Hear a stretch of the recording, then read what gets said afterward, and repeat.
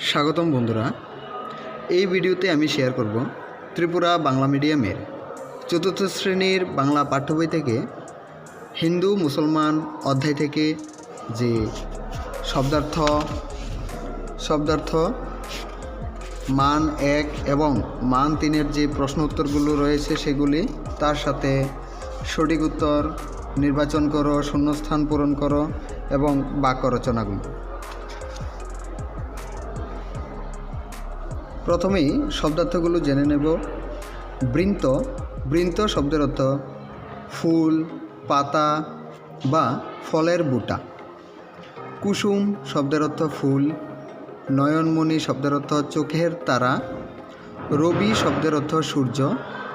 শশী শব্দের অর্থ চন্দ্র। কুলে শব্দের অর্থ ক্রুরে। নারীর টান শব্দের অর্থ জন্মসূত্রে মমতাবোধ। হাওয়া। হাওয়া শব্দের অর্থ বাতাস। গৌর শব্দের অর্থ কবর। শ্মশান শব্দের অর্থ শবদাহস্থল। এবার 1 নং মানের প্রশ্নোত্তরগুলো জেনে নেব। ক নম্বর প্রশ্ন, কাদের কবি এক বৃন্তে দুটি কুসুমের মতো বলেছেন? উত্তরটি বইয়ের মধ্যে আছে। উত্তর, ভারতবর্ষের হিন্দু ও মুসলমান দুটি সম্প্রদায়কে কবি এক বৃন্তে দুটি কুসুমের মতো বলেছেন। পরের প্রশ্ন, খ নম্বর, দেশের নয়নমণি কবি কাদেরকে বলেছেন?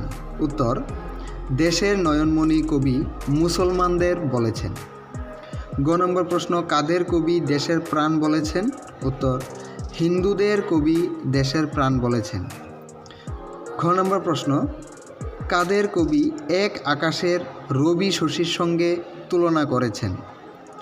উত্তর, হিন্দু মুসলমানকে কবি এক আকাশের রবি শশীর সঙ্গে তুলনা করেছেন।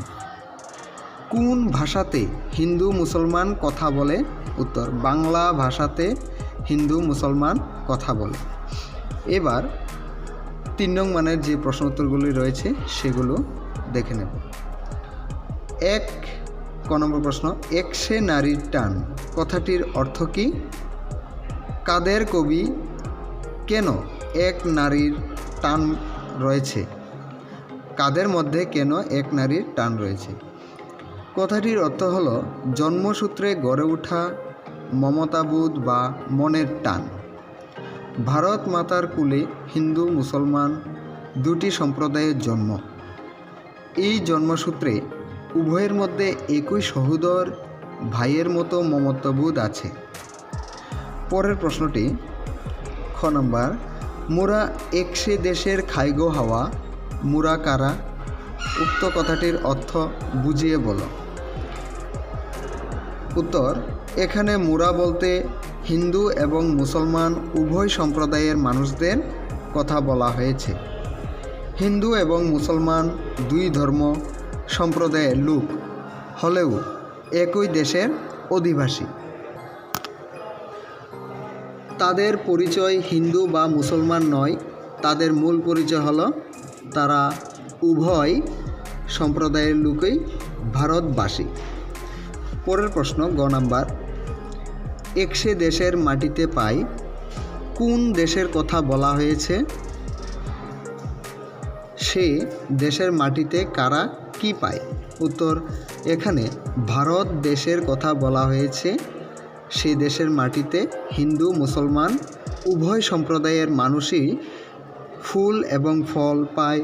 স্বদেশ ভারতের মাটিতেই উভয় সম্প্রদায়ের লোক বেড়ে ওঠে। এবার এর সঠিক উত্তর নির্বাচন করোগুলো জেনে নেব। এক আকাশে, ক নম্বর, এক আকাশে দুলে হিন্দু মুসলিম রবি শশী দুটি কুসুম।